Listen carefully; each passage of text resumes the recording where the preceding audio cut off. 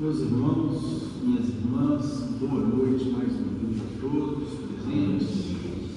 Hoje nós vamos estudar o livro Os Domínios da Mediunidade, como fazemos todas as últimas quintas-feiras dos meses, e salvo o melhor juízo, trata-se da penúltima lição, acho que é antepenúltima lição da obra. Estamos aí mais uma vez concluindo os estudos dessa obra maravilhosa, que nos dá a oportunidade aí de conhecermos os aspectos gerais e específicos da mediunidade, trazidos a partir da observação realizada no Centro Espírita por André Luiz, Paulo, Hilário e a equipe de amigos espirituais que nos auxiliaram. Nós vamos elevar os pensamentos a Jesus em uma prece, agradecendo a Ele a essa oportunidade abençoada, rogando ao nosso Mestre que nos abençoe a todos, que leve essas bênçãos até os nossos lares, os nossos familiares, e que ampare os nossos estudos dessa noite. Que os nossos amigos e benfeitores espirituais aqui presentes possam nos ajudar, seja inspirando, seja nos auxiliando na compreensão, e que esses amigos valorosos que dirigem em nome do Cristo os rumos da casa de Paulo de Tarso, sob o amparo e as bênçãos diretas do nosso patrono, querido apóstolo dos gentios, possam continuar nos ajudando nessa casa, a fim de que, mesmo considerando as nossas pequeninas possibilidades, mas que mantenhamos firmes o farol do Evangelho de Jesus nessa instituição para todos nós e para todos que aqui compareçam. Em nome de Deus, de Jesus, nosso Mestre, de Paulo de Tarso, patrono da nossa casa de oração, estudo e trabalho, dos nossos amigos e benfeitores espirituais, nós estamos iniciando os nossos estudos mediúnicos da noite, na santa e bendita paz, assim seja.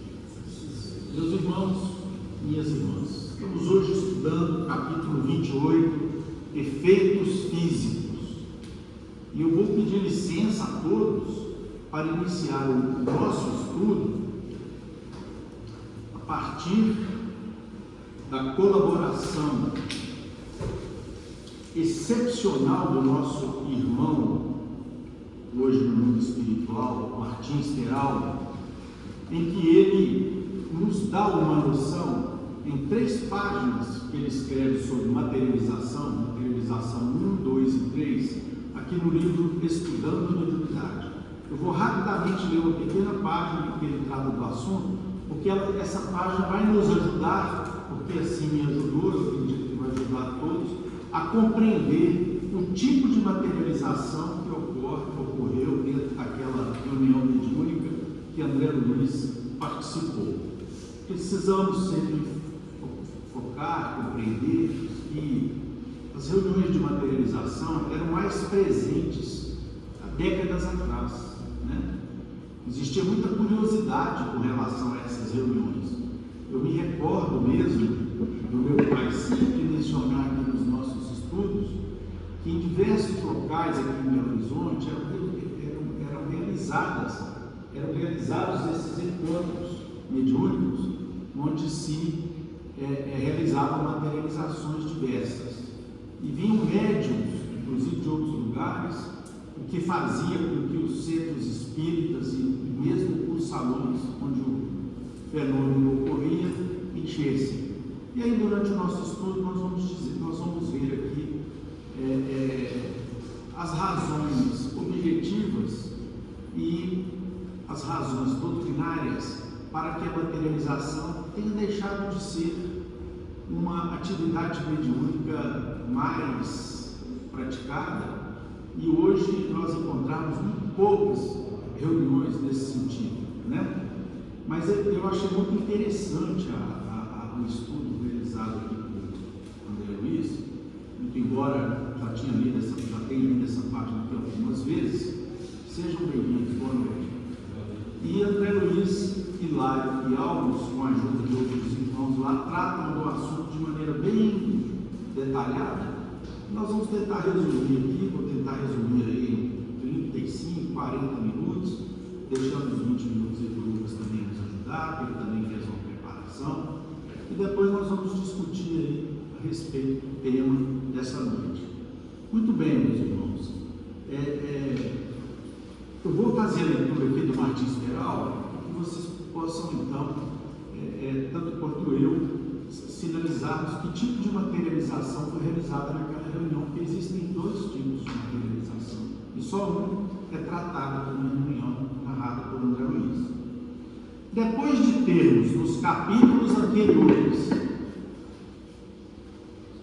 sobre o assunto, focalizadas as providências preparatórias dos supervisores e as medidas acauteladoras atribuídas aos que compõem grupos de efeitos físicos, o que ele estuda aqui em 2 capítulos anteriores, só que é mais longo, e repete aqui explicando as observações de André Luiz. Por isso que eu peguei aqui o último, que é a conclusão dele.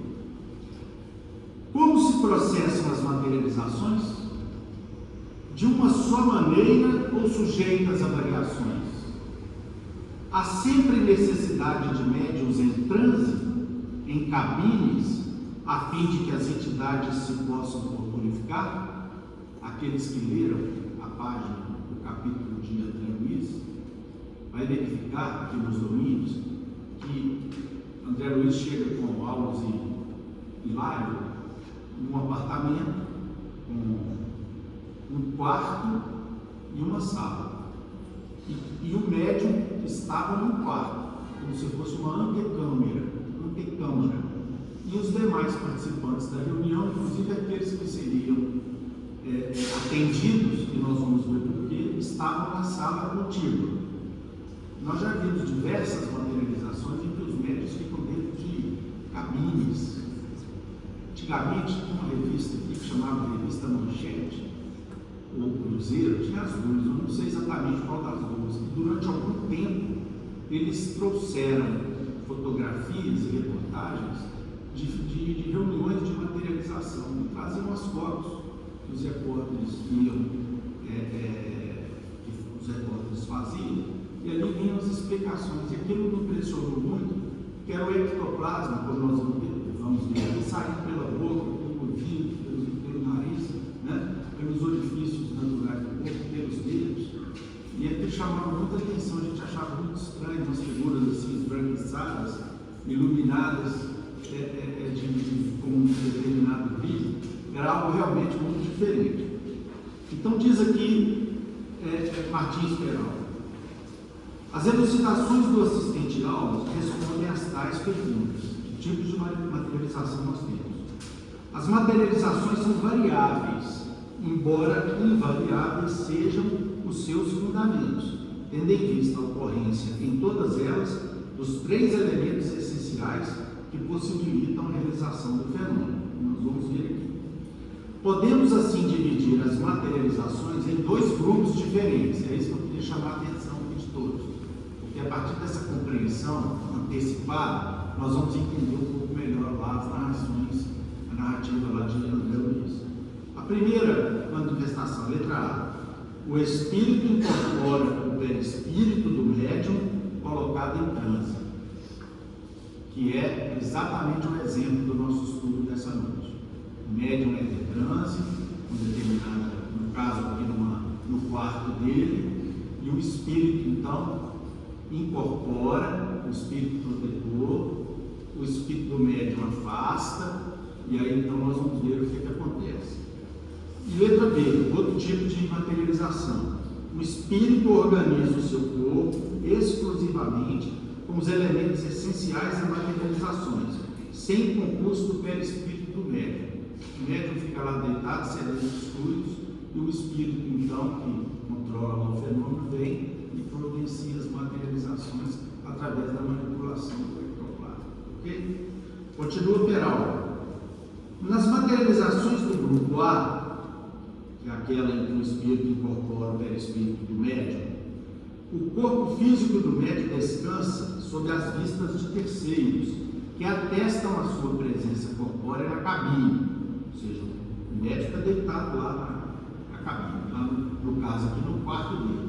O perispírito então desprende-se e é utilizado pelo espírito que coordena a comunicação, o fenômeno, que então corporificado aparece na sala. Então o espírito vem, se aproxima do médium, auxilia o médium dorme, segue o ectoplasma, o perispírito do médium se afasta da cama onde o médium está descansando, o ectoplasma vem, cobre ali o espírito comunicante, ele vem e providencia o auxílio a que ele se destina a fazer. Essas materializações são também discutíveis por motivo muito simples. Enquanto o médium assistido por terceiros, por quem? Pelos espíritos superiores que coordenam o trabalho, né? E eventualmente por algum passista destacado para ajudar. Enquanto o espírito assistido por terceiros permanece na cabine, o espírito materializado passeia, conversa, distribui gentilezas e faz curativos na sala para o espanto geral.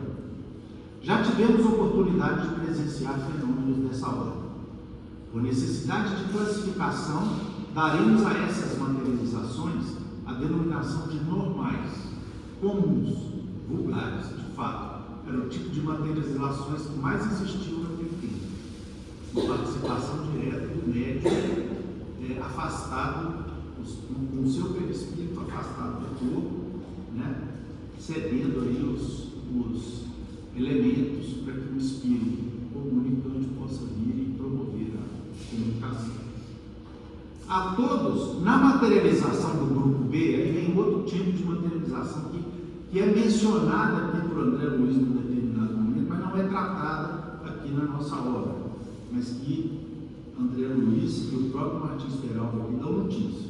Aí ele diz aqui o seguinte: qual que é do grupo B? O espírito organiza o seu corpo exclusivamente com os elementos essenciais às materializações sem concurso do perispírito do médium, ou seja, o espírito comunicante que vai auxiliar, e nós vamos ver que a materialização tem que ter a finalidade superior de auxílio, como qualquer comunicação mediúnica, qualquer atividade mediúnica, ele retira os elementos necessários para a sua materialização sem a participação do perispírito do médium. E nós vamos ver aqui que são situações muito mais difíceis de ocorrer. Por quê?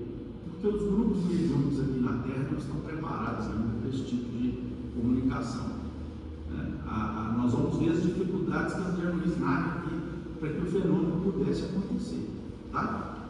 Bom, essas materializações que denominamos sublimadas podem dispensar o concurso ostensivo do médium. Verificam-se nos lares, nas ruas, nos campos, nas igrejas.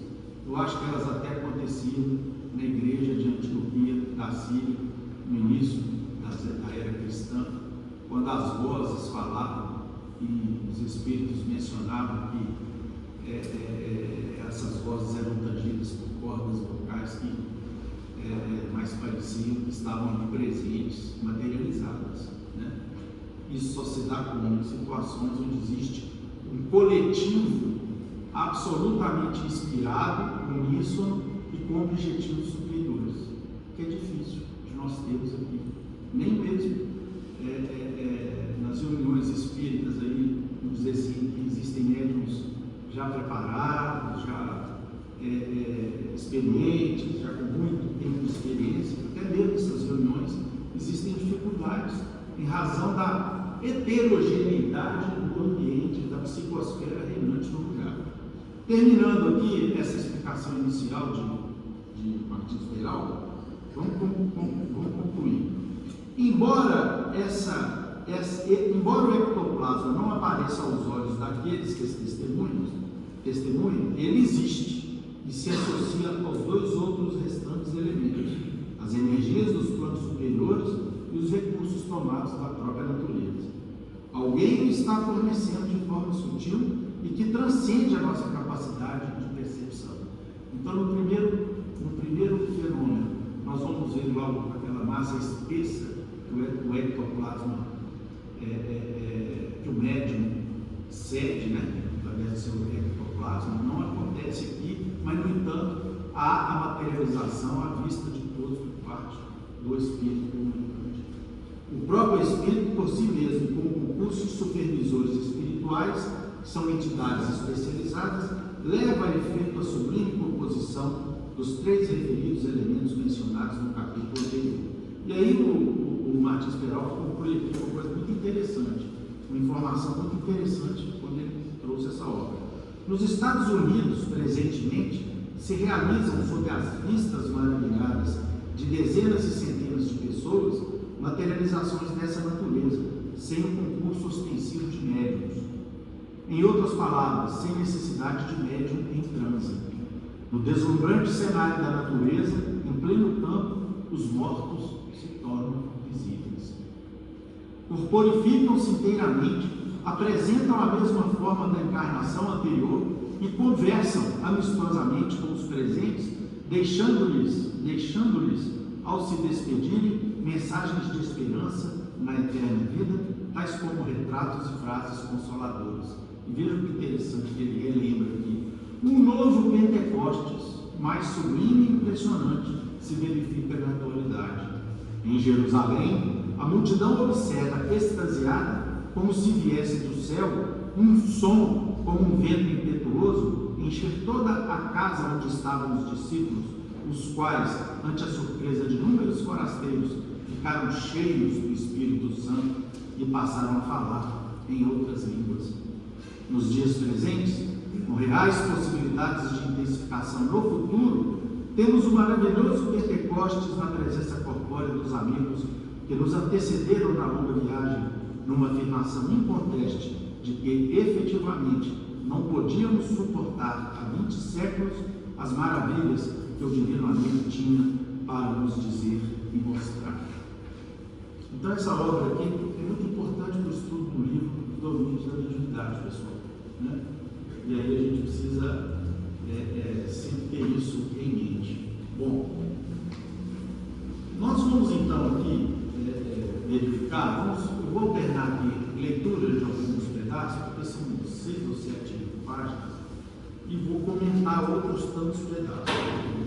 O objetivo é alcançá-los de uma leitura que talvez consumisse ele o tempo todo, e também tentar fazer um resumo aqui das partes que eu não vou ler, para que a gente possa tentar não avançar no tempo aqui do 20 horas havia soado no relógio terrestre quando entramos em acanhado apartamento no qual se realizariam os trabalhos de materialização.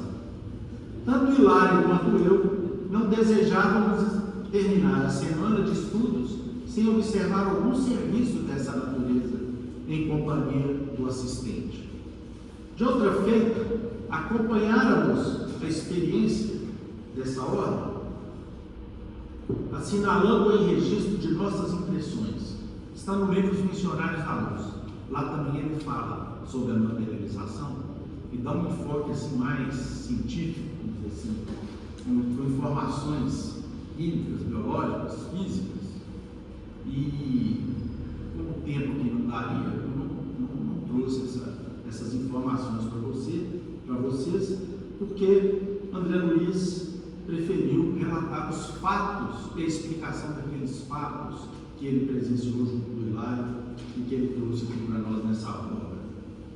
E aí ele começa a falar do recinto, do local. O recinto destinado aos trabalhos constituía-se de 2 peças, ou seja, 2 quartos. Uma sala de estar ligada a uma estreita câmara de dormir. O aposento íntimo, transformado em gabinete, albergava o médium, um homem ainda moço, e na sala espalhavam-se 14 pessoas, aparentemente bem intencionadas, das quais se destacavam 2 senhoras doentes que representavam o motivo essencial da reunião, de vez que pretendiam recolher a assistência amiga dos espíritos materializados. E aí, Martins Peralva, nesse estudo que ele faz aqui, ele nos indica duas situações. Reunião de materialização, para que serve? Serve para objetivos superiores. Ponto. Quais?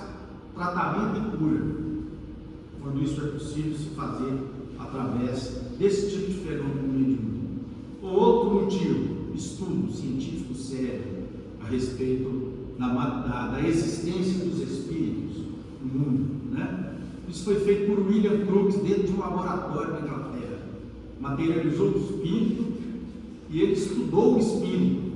E como nós vamos verificar aqui um pouco adiante, o espírito se materializa de uma forma tal que é possível, e foi possível para o William Crookes, avaliar todos os sinais vitais de pulsação, batimento cardíaco, pressão arterial, enfim. Ele pôde fazer todos os estudos como cientista que ele era, né? E a partir daí tirar suas conclusões a respeito da existência dos espíritos, né?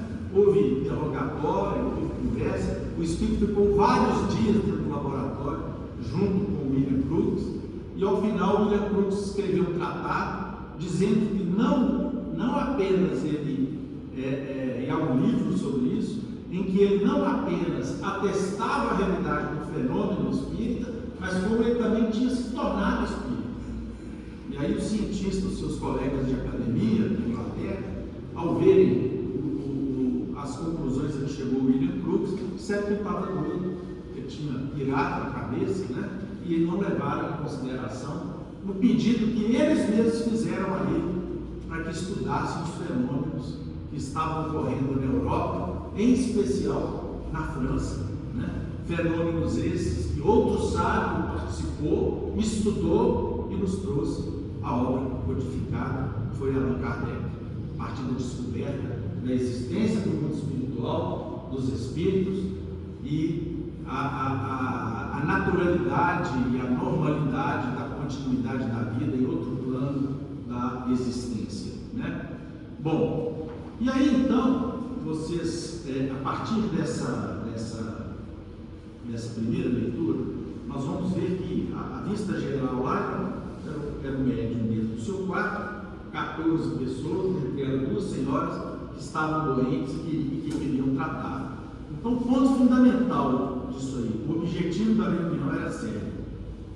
O objetivo da reunião era nobre, muito embora nós vamos ver as dificuldades que André Luiz teve, porque viu para que os espíritos pudessem providenciar aí a reunião, né? Aulus ressalta que a reunião ela se dedicava fundamentalmente, como eu já disse, à tarefa de cura, e que só o desejo de caridade era suficiente para que ali estivessem presentes espíritos superiores, mesmo em se constatando as limitações, repito, que nós veremos aqui, das pessoas ali presentes e do próprio médium, né? E vou dizer para vocês que essa questão de materialização, eu andei olhando na internet, por exemplo, fotografias, para trazer umas fotos aqui para vocês verem o médium expelindo o ectoplasma pelos orifícios naturais do corpo, né? Vou dizer para vocês que a gente não encontra. A gente encontra, inclusive, muita coisa na internet, as pessoas rindo, ridicularizando, dizendo que aquilo era circo, era teatro, né? Não há, evidentemente, que eu não procurei assim de uma maneira, mas o que a gente encontra assim, de básico são informações muito pouco precisas. Só mesmo na literatura espírita que nós vamos encontrar os estudos sérios a respeito desse fenômeno, né? Bom, além de tratar do ambiente, Aulus mostra que o médium ficava separado dos demais participantes da reunião. E os espíritos dirigentes se preparavam o organismo do médium, em especial as vísceras, fígado, estômago, aparelho digestivo, acelerando o metabolismo do médium, a fim de que o seu organismo não apenas fosse purificado, vamos dizer assim, a fim de que essa purificação facilitasse o trabalho e não sacrificasse a acima do normal, o médium excederia ali os fluidos, né? Bom, ele diz que Aulus, então, explica a André Luiz Hilário as características do ectoplasma. Ele diz que ele está totalmente associado ao pensamento do médium, como o filho que está em formação no ventre materno também está ligado não apenas à mãe pelo cordão umbilical, mas está fundamentalmente ligado à mãe pelos fios do pensamento, né? E em razão disso, os espíritos dirigentes lá da reunião tinham um especial cuidado com aquele médium. Eles auxiliavam o médium de uma maneira muito particular, a fim de que a comunicação não acontecesse acidentes e incidentes na comunicação que iria acontecer. Esses cuidados decorrem, nos explica André Luiz, da limitação da maioria dos médiuns, que não só, que se não forem assistidos, podem interferir no fenômeno, durante o fenômeno, e causar uma série de contratempos. A materialização, para ser mais perfeita e segura, exige também a desmaterialização, vamos dizer assim, do médium e dos companheiros encarnados que o assistem, ou seja, desmaterialização no sentido de que haja uma profunda reflexão, uma profunda mentalização, em preces, em orações, né? A fim de que o fenômeno tenha melhor controle por parte dos espíritos superiores, auxiliando o médium que está ali cedendo o ectoplasma. Como em outros trabalhos mediúnicos, a participação eficiente ou não dos encarnados e que ajuda ou atrapalha o desenrolar dos trabalhos. Como nós sempre fazemos nessa casa, ninguém que chega aqui no solar e deseja participar de uma reunião mediúnica, né, é chamado para participar sem que tenha um preparo anterior. Esse preparo anterior é isso aqui que nós estamos fazendo, é estudo, é saber qual é o nosso papel numa reunião mediúnica. Os irmãos vão ver que pela deficiência do conhecimento desse papel, as dificuldades que Aulus vai narrar aqui e que André Luiz também vai observar, exatamente pelo despreparo não apenas dos participantes da reunião, que tinham o dever de suportar os trabalhos dos espíritos, secundar o trabalho dos espíritos, apoiar o trabalho dos espíritos com uma mentalização homogênea, e no entanto não era isso que aconteceu, exatamente pelo descompasso entre o trabalho que os espíritos superiores realizavam e a atitude dos presentes ali da reunião. O descompasso quanto ao conhecimento dos objetivos de uma reunião como aquela, e de uma reunião mediúnica. A reunião mediúnica, todos que estão lá ou estão ajudando, ou estão tratando, ou estão atrapalhando. Não tem ninguém neutro dentro de uma reunião mediúnica. Então nós que vamos para lá para ajudar, precisamos entender que nós precisamos ficar numa posição de auxílio, de solidariedade, de ajuda aos espíritos que promovem os trabalhos, a fim de que eles possam utilizar das nossas vibrações mentais de maneira tal a promover um trabalho produtivo, né? Sem causar-lhes muitas dificuldades. E a faculdade de materialização não traduz um privilégio para os médiuns. Antigamente pensava-se assim, nossa, esse médium aí para promover, para soltar esse ectoplasma, essa substância viscosa, ao mesmo tempo de cor leitosa, né? E que é extremamente moldável, é extremamente maleável, poderia ser um médium muito especial, uma pessoa assim, extremamente preparada. Na realidade não tem nada disso, é um médium como outro médium qualquer, só que veio com aquela capacidade de promover ali, a sintetizar ali o ectoplasma para que os espíritos possam se utilizar dele e promover então o fenômeno. De modo algum, né, eles são então diferentes dos demais médiuns. Aliás, o próprio trabalho da mediunidade já pressupõe, na grande maioria dos casos, a necessidade espiritual dos médiuns que o compõem. Os médiuns aqui na Terra, normalmente, na média, são criaturas muito necessitadas, que caíram em vidas passadas e atentaram muito contra a justiça divina e que receberam o dom da mediunidade como uma bênção da misericórdia de Deus, a fim de colocarem esse dom em favor do semelhante encarnado e desencarnado e quitarem mais rapidamente aí seus débitos, num trabalho maravilhoso de renúncia, de sacrifício, né? Que nem é tanta renúncia assim, nem tanto sacrifício assim, mas que são sim o sacrifício do tempo, de determinados dias, o compromisso, o horário, né?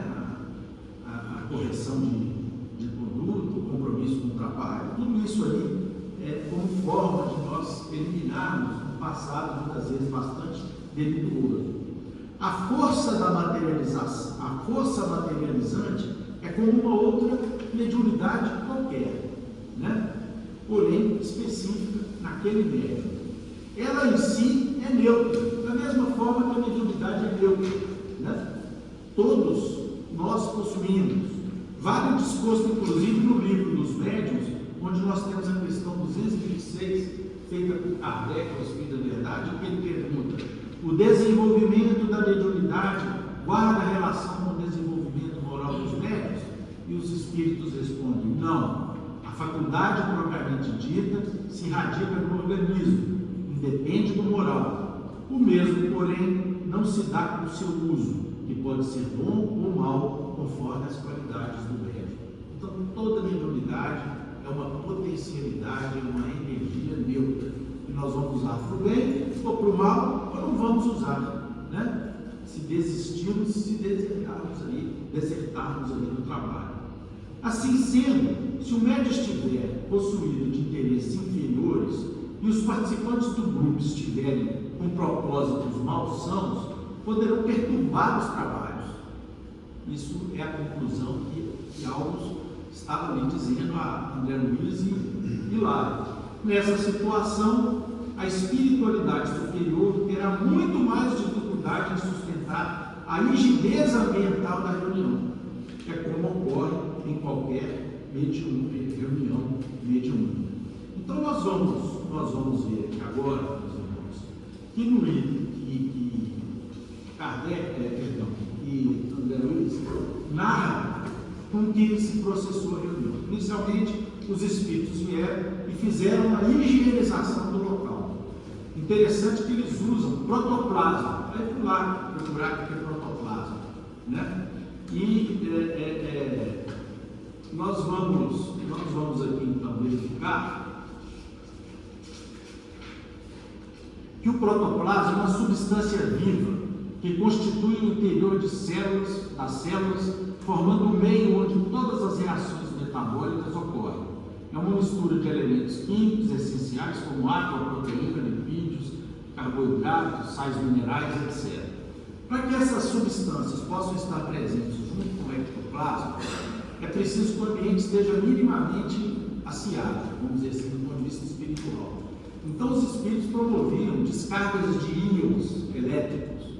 Quem é da área de eletricidade vai saber que os raios, quando ocorrem nas tempestades, eles ionizam a atmosfera e eles criam valas de energia, de eletricidade, e com isso, inclusive, eles fazem uma asepsia enorme de bactérias existentes na atmosfera, de sujeira existente na atmosfera, e nos miasmas pensamentários, que são fruto da nossa inter-relação mental ou espiritual com as regiões de sofrimento que existem nas proximidades do nosso planeta.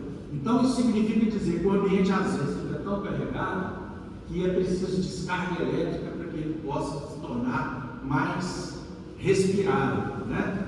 Lá no Obreiros da Vida Eterna, nós vamos ver lá o fogo depurador, que é aquele fogo que a espiritualidade, de tempos em tempos, faz varrer em determinados locais, lá no umbral, quando a psicosfera do umbral fica tão pesada que pode pôr em risco a existência aqui no próprio planeta. Eles pegam e passam fogo, exatamente uma descarga elétrica e magnética, que o mundo espiritual promove, tanto que a casa temporária ela tem que se deslocar de um lugar e ir para outro lugar, porque os espíritos avisam com antecedência que vai passar lá o fogo depurador, né? E os espíritos necessitados, obralinos que estão ali naquelas regiões, ficam desesperados e tentam a todo custo entrar e invadir a casa para se verem livres daquele processo que os espíritos superiores utilizam para poder, vamos dizer assim, conseguir suportar e controlar melhor o ambiente espiritual dos locais de muita necessidade em torno do planeta, né? Bom, apagada a luz, então os espíritos fizeram isso, ionizaram o lugar para poder matar as bactérias, os miasmas pensamentais, para tornar o ambiente em condições de não atrapalhar a projeção da matéria ectoplasma ocorrida naquele momento. Apagada a luz elétrica e pronunciada a oração de início, o agrupamento, como de praxe, passou a entoar hinos evangélicos para equilibrar as vibrações do recinto.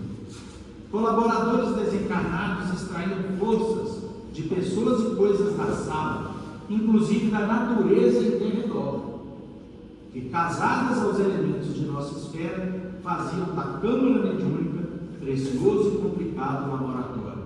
Então, os espíritos retiram esses elementos de 3 fontes: da natureza, do médium e do ambiente espiritual, né? Nós vimos aqui. Correspondendo à atuação magnética dos mentores responsáveis, desdobrou-se o médium, afastando-se do veículo físico. Então, o médium estava lá deitado e o seu perispírito então se afasta do veículo físico, de modo tão perfeito que o ato em si mais se me afigurava a própria desencarnação, porque o corpo jazia no leito como se for um casulo de carne, largado e inerte. O veículo físico, assim prostrado, sob o domínio dos técnicos do nosso plano, começou então a expelir, então o veículo físico começou a expelir o ectoplasma qual pasta flexível, à maneira de uma geleia viscosa e semilíquida, através de todos os poros e com mais abundância pelos orifícios naturais, particularmente da boca, das narinas e dos ouvidos, com elevada percentagem a exteriorizar-se igualmente do tórax e das extremidades dos dedos.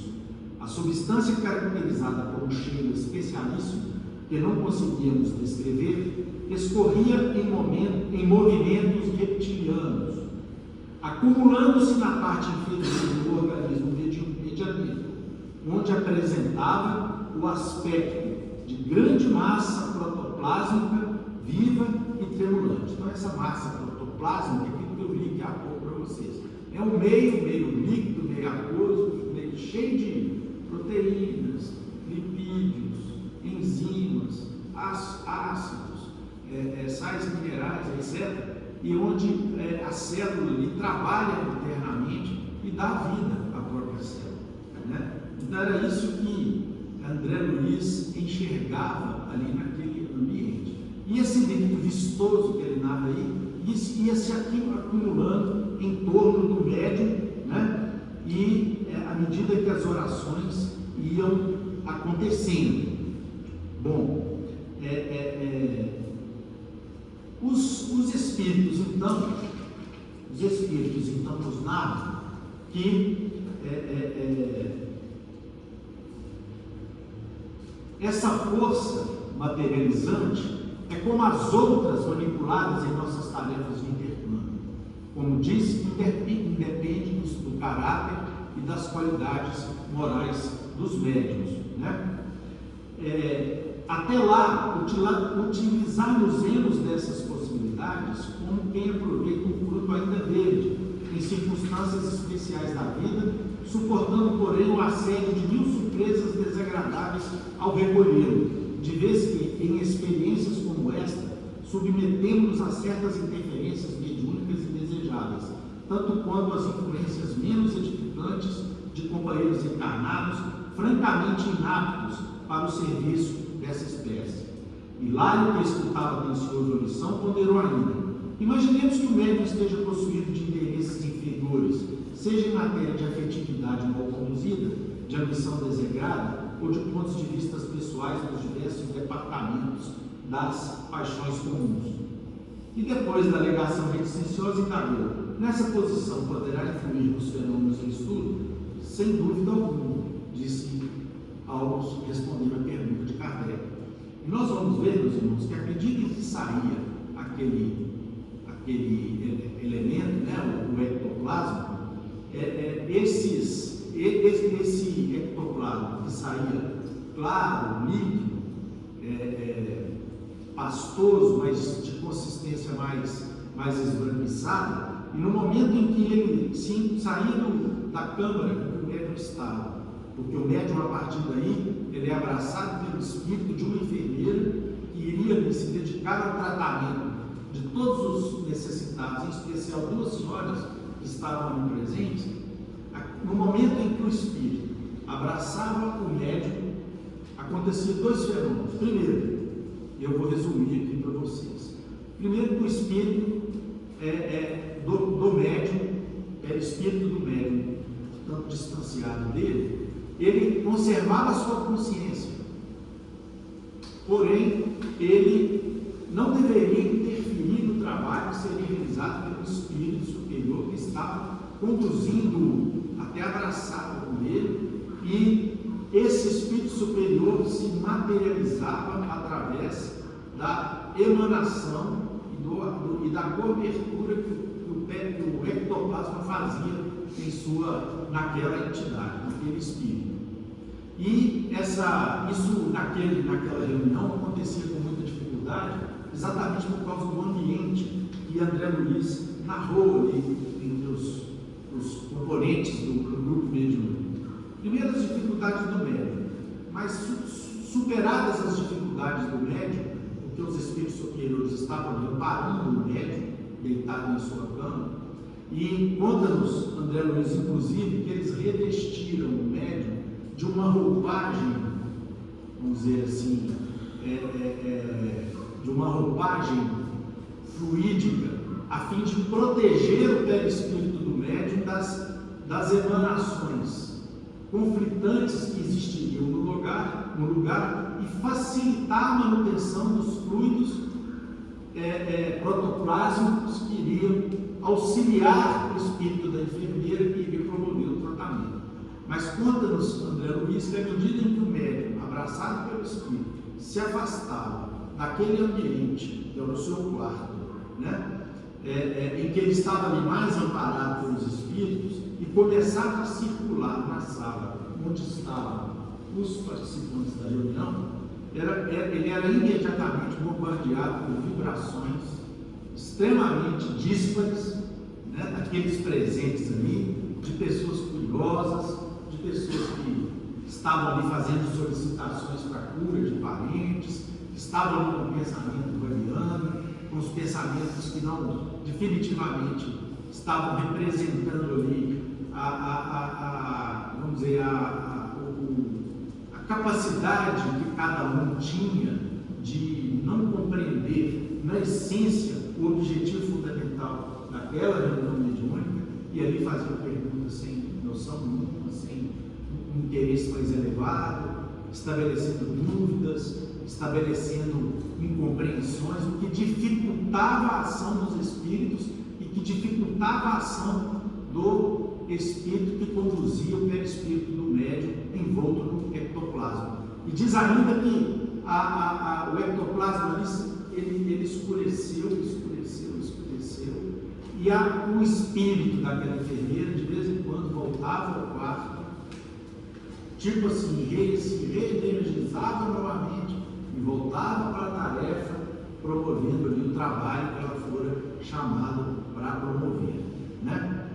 De modo a tentar auxiliar as pessoas constantes ali existentes ali naquela reunião.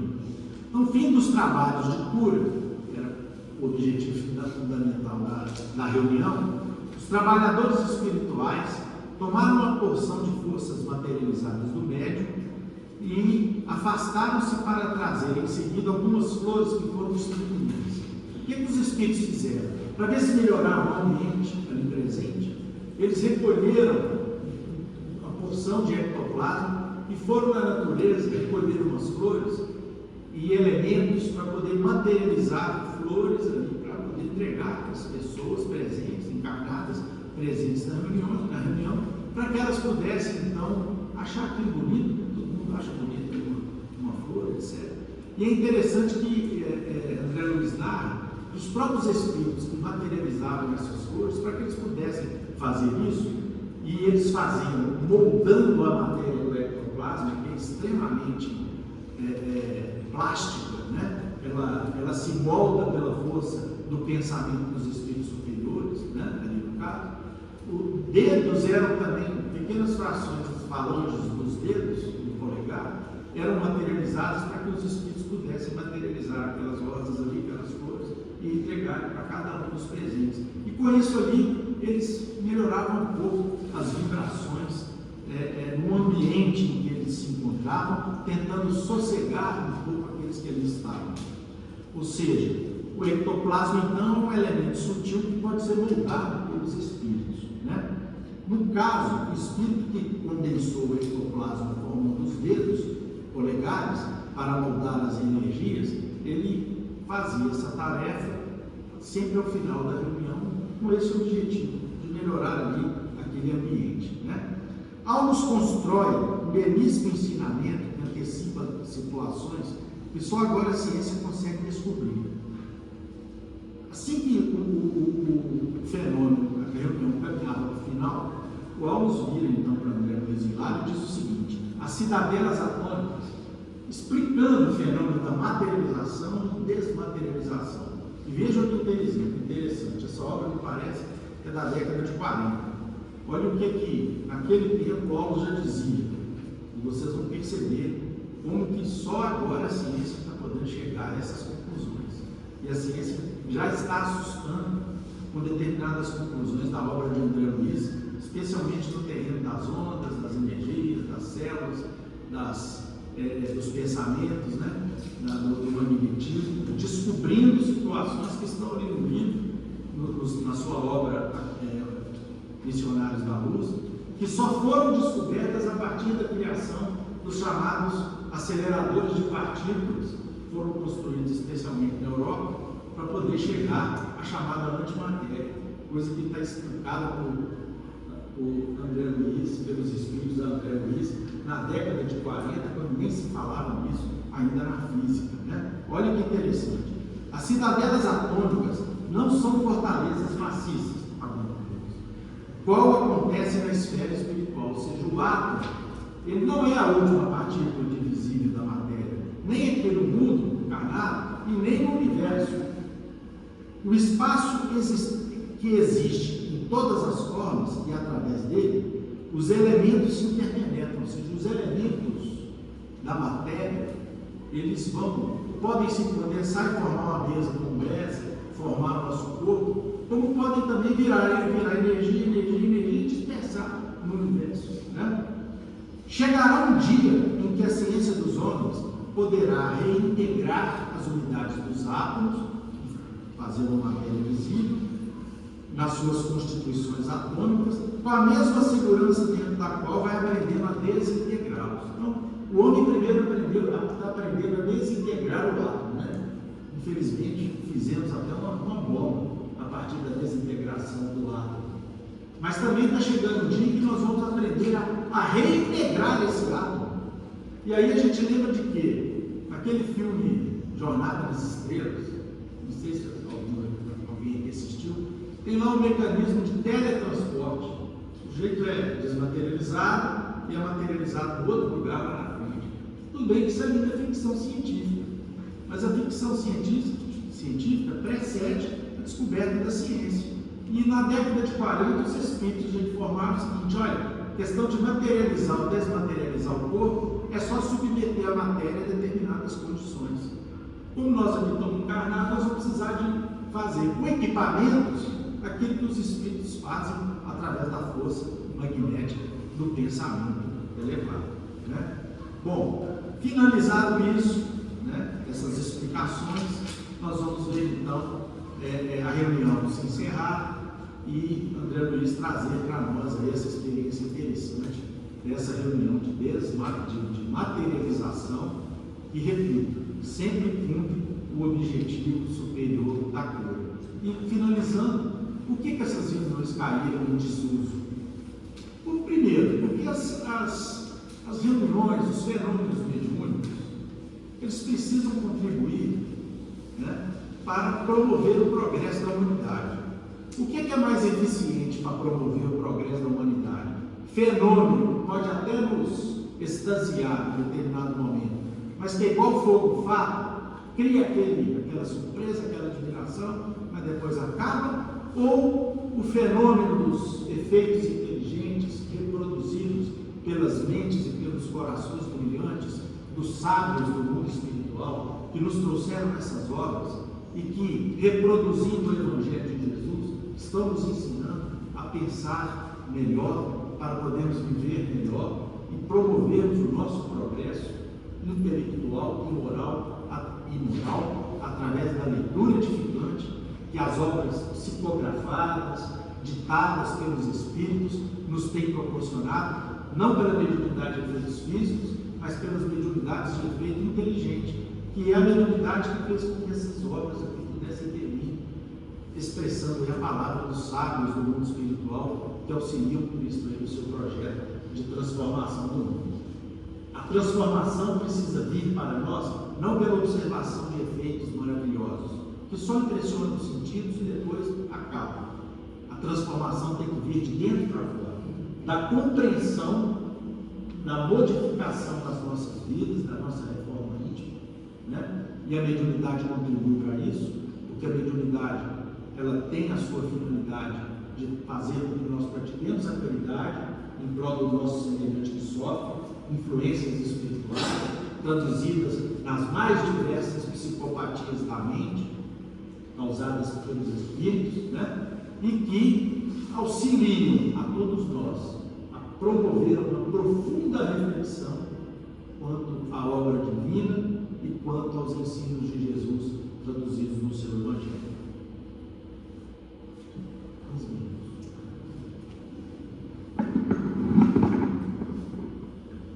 Meus irmãos, boa noite a todos. Como uma primeira contribuição, a gente pode, após esse esforço que o Tionei nos fez aqui de comentar esse capítulo, talvez todos nós estejamos com algumas impressões em comum, que são as seguintes. Possivelmente nenhum de nós está se sentindo completamente seguro a respeito desse tema. Porque, de fato, meus irmãos, por mais que a gente se esforce, e mesmo o capítulo como um todo, nada mais é do que uma introdução ao estudo de algo que é complexo. Isso é que a gente tem que ter em vista. Ou seja, é muito difícil que a gente conseguisse aqui em 1 hora ou em 2 horas resumir e abranger tudo que diz respeito às materializações. É algo muito abrangente. A gente lembra, inclusive, o seguinte: o Espiritismo é religião, filosofia e ciência. Esse campo da doutrina tem um forte apelo científico, no qual, às vezes, nós vamos lidar com termos e situações que alguns de nós vão ter facilidade e outros vão ter dificuldade. Alguns vão ter mais familiaridade e outros não, né? E o interessante, quando a gente se depara com temas assim, é justamente o que? O esforço do estudo. É o Espiritismo dizendo para a gente o seguinte: olha, mesmo você não sendo um físico, um engenheiro, para entender de íons, de magnetismo, de eletricidade, estude, procure, pesquise, que alguma coisa você vai conseguir entender melhor. Então, meus irmãos, a gente precisa primeiro pontuar de que nada mais é do que um convite ao estudo e uma apresentação de um tema que precisa ser aprofundado. O próprio capítulo que trata desse tema eu posso arriscar aqui que talvez é o mais extenso do livro dos domínios da mediunidade. Eu acho que nenhum é tão grande quanto ele, mostrando para a gente que é um tema, portanto, Se for fazer leitura o tempo todo, tomaria o tempo vai todo. ficar mais cansativo, porque eu já cansei o pessoal aí de falar rapidamente aí no texto, como eu tentei. Tomaria o tempo todo, talvez a gente não conseguiria explicar as nuances e os pontos principais.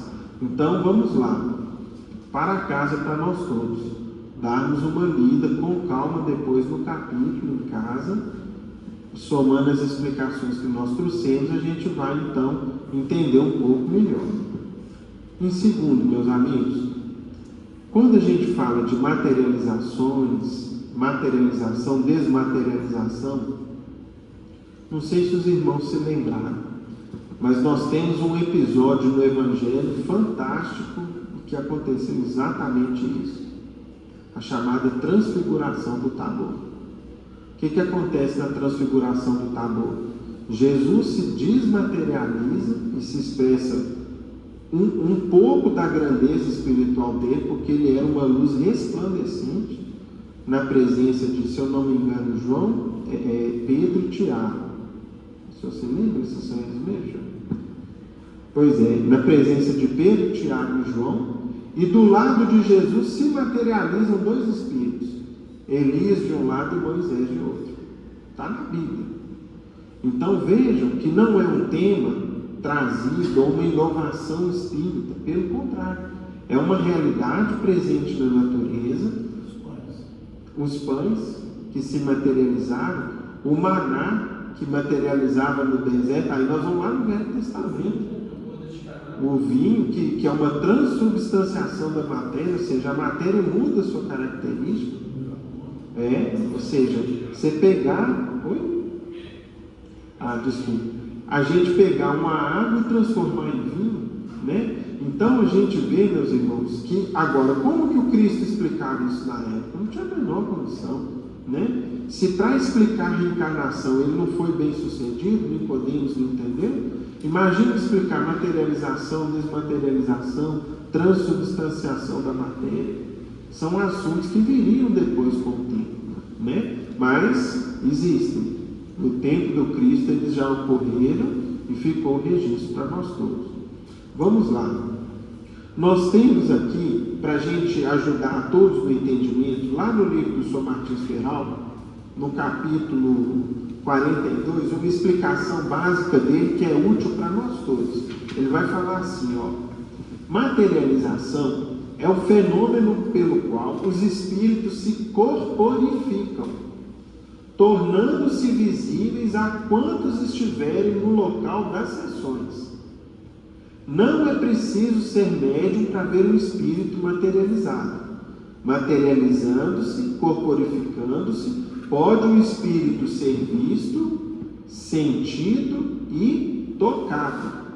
Podemos abraçá-lo, sentir-lhe o calor da temperatura, ouvir-lhe as pulsações do coração e com ele conversar naturalmente.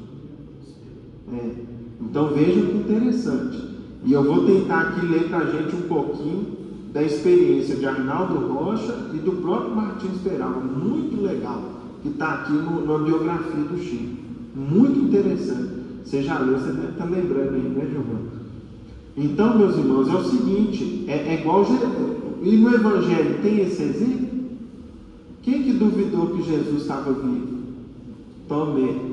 Aí Jesus falou, toma aqui, Tomé, toca nas minhas chagas.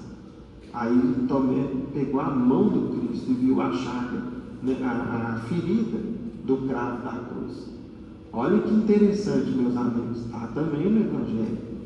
Olha o que é o Evangelho, as verdades contidas nele e como que a gente vai descortinando e compreendendo elas depois com o passar do tempo.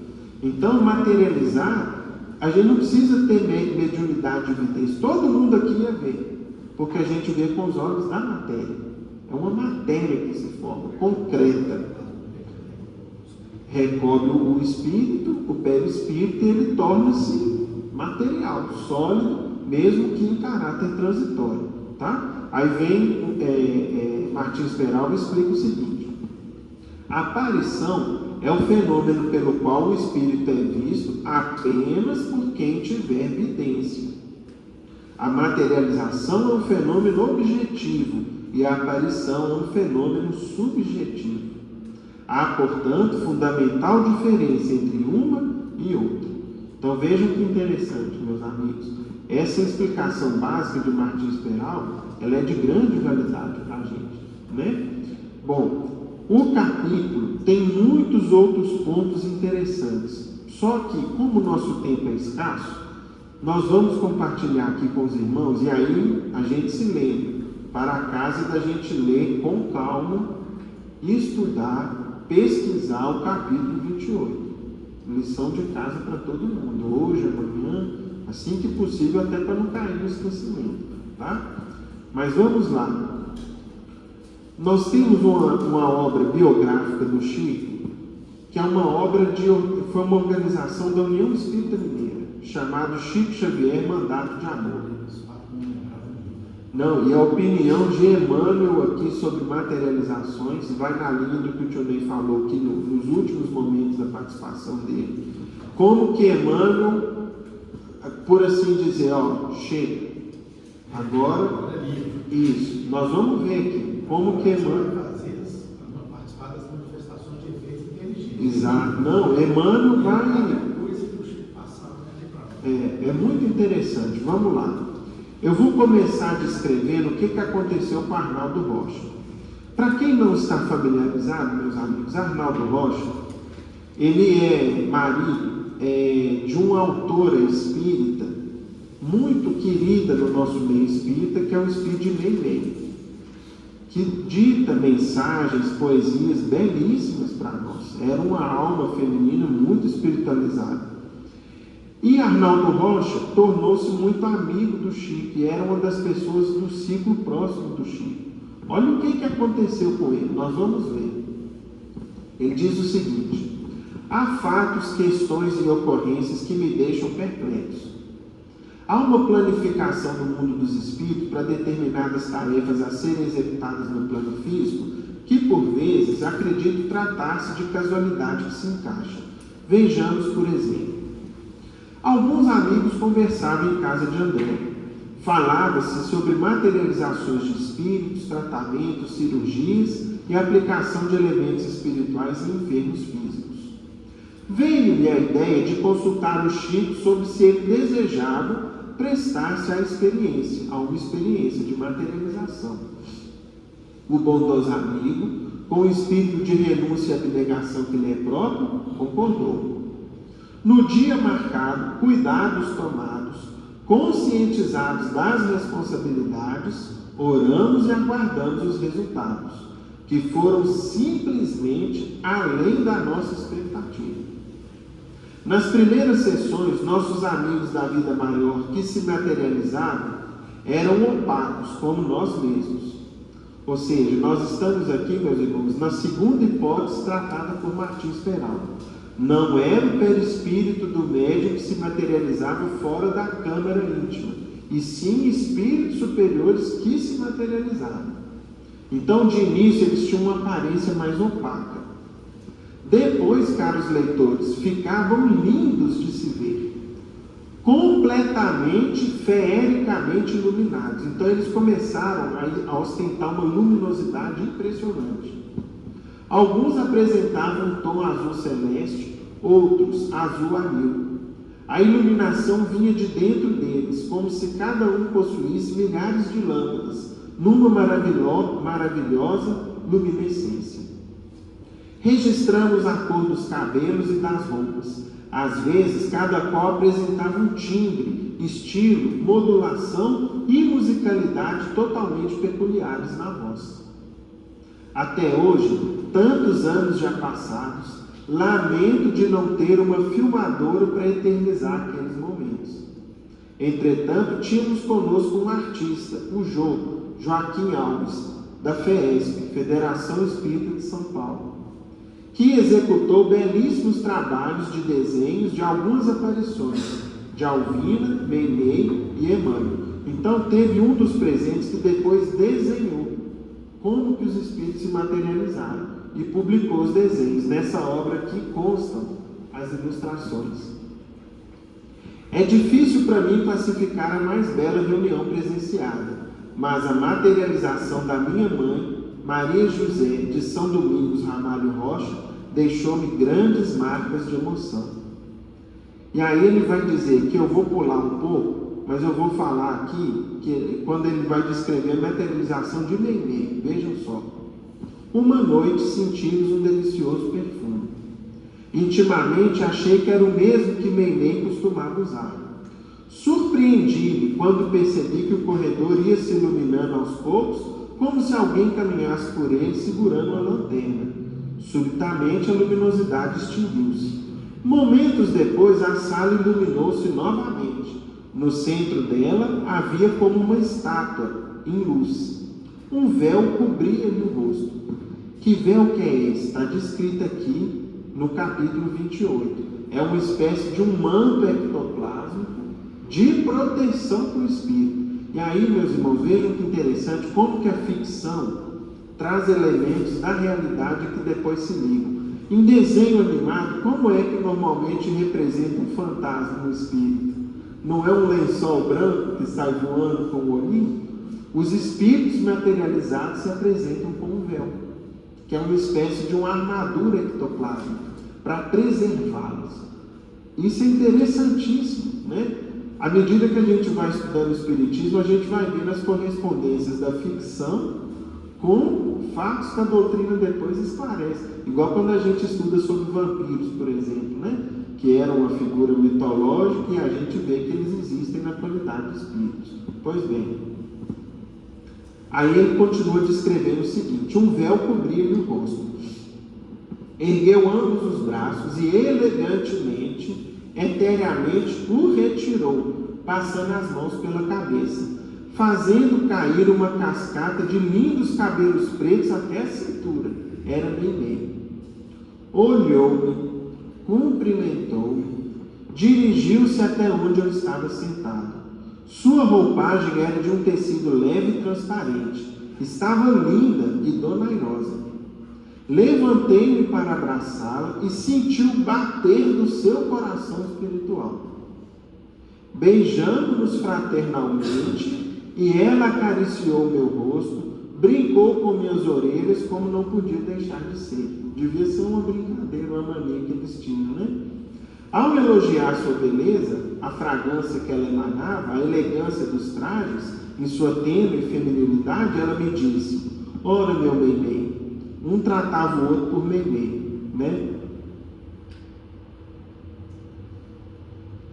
Eu lembro de um casal querido que um chamava o outro de Lero, né? Tal como Arnaldo Rocha e Meimei. Então, olha só, ora, meu Meimei. Aqui também nos preocupamos com a apresentação pessoal. A ajuda aos nossos semelhantes, o trabalho fraterno fazem-nos mais belos. E afinal de contas, eu sou uma mulher. Preparei-me para você, seu moço. Não iria gostar de uma Meimei feia. Olha o que ela falou com ele, né? Com o marido dela. E aí então, ele comenta aqui que lembra-se, né, dos trabalhos de William Crookes, faz essa citação, e depois ele vai descrever o seguinte, concluindo essa parte. Meimei despediu-se, deixando também comigo um pequeno pedaço de sua vestimenta divina. Ou seja, do que ela materializou, ela deixou um pedaço, como se fosse um pedaço do manto da roupa, e deixou com ele de recordação, como se fosse um pedaço do tecido da roupa. Recordação de amor que trarei no coração para sempre. A materialização de Emmanuel foi magnífica. Olha o que ele assistiu. Vejam só. Emmanuel é um belíssimo tipo de homem, atlético, alto, provavelmente 1,90 m de altura. Sua voz, clara, forte, baritonada, suave mas enérgica, impressionou-me muito. O andar e os gestos elegantes, simples, porém aristocráticos. No grande e largo tórax havia um luzeiro multicolorido.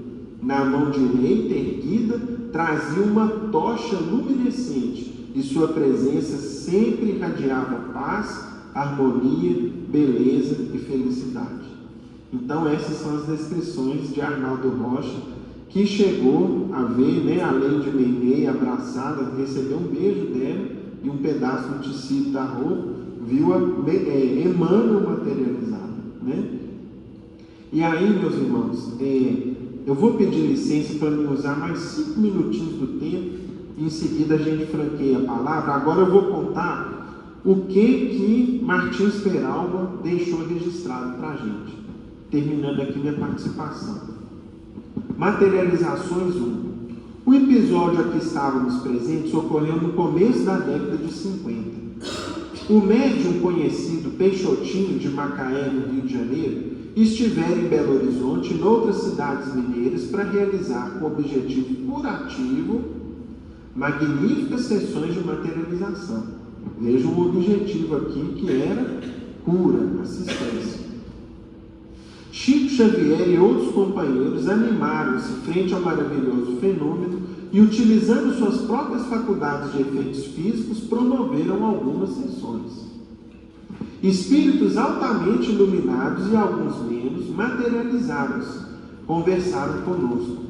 O entusiasmo, embora comedido, nos dominava sobremaneira. Então era uma empolgação enorme que o grupo ali do Chico estava. A imortalidade da alma estava ali demonstrada, patente, indiscutível. Emocionada, sua mãe reviu e falou com a filha envolta em roupagem de luz. Já era bem tarde. Chico ainda estava na caminho, quando materializou-se uma entidade cujo porte e luminosidade demonstraram-nos grande superioridade. A porta por onde adentrou o recinto evidenciou-lhe a estatura elevada. Profundo silêncio se fez, embora sussurros fizessem-se ouvir. Seria Emmanuel? Ali estava o abnegado servidor do Cristo, o ex-senador romano. Sua voz ecoou firme, inesquecível. Aí vem o que Emmanuel vai falar. Amigos, a materialização é fenômeno que pode deslumbrar alguns companheiros e até beneficiá-los com a cura física. Todavia, o livro é chuva que fertiliza lavouras imensas, alcançando milhões de almas. Rogo aos amigos a suspensão, a partir desse momento, dessas reuniões. E a partir daquele dia, o Chico, a disciplina em pessoa, nunca mais as realizou, servindo-se de sua faculdade mediúnica de efeitos físicos. Sessões de materialização, nunca mais. O livro, no entanto, como chuva abençoada, continua fertilizando a lavoura do coração humano, trazendo paz, reconforto e esclarecimento a milhões de criaturas.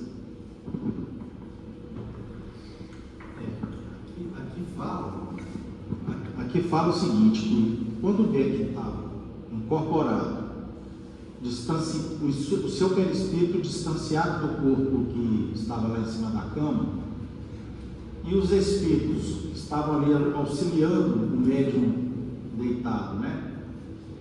Verificavam que as emanações do ectoplasma que iam até a sala iam puras, razoavelmente puras, e voltavam todas contaminadas pelo ambiente espiritual lá da sala.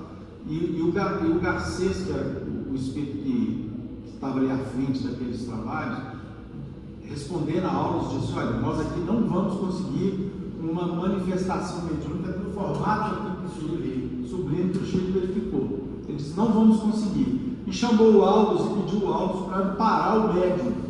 O Aulus veio e doou uma carga de fluidos.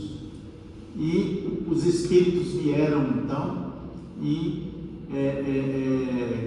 colocaram sobre o médium essa proteção sobre o seu perispírito, essa proteção de energias, para que ele pudesse ter condições de, durante o trabalho, estar ali acompanhando o espírito da enfermeira que iria amparar os doentes ali que estavam naquela sala. Tamanhas dificuldades que o ambiente proporcionava aos trabalhos, a realização daqueles trabalhos.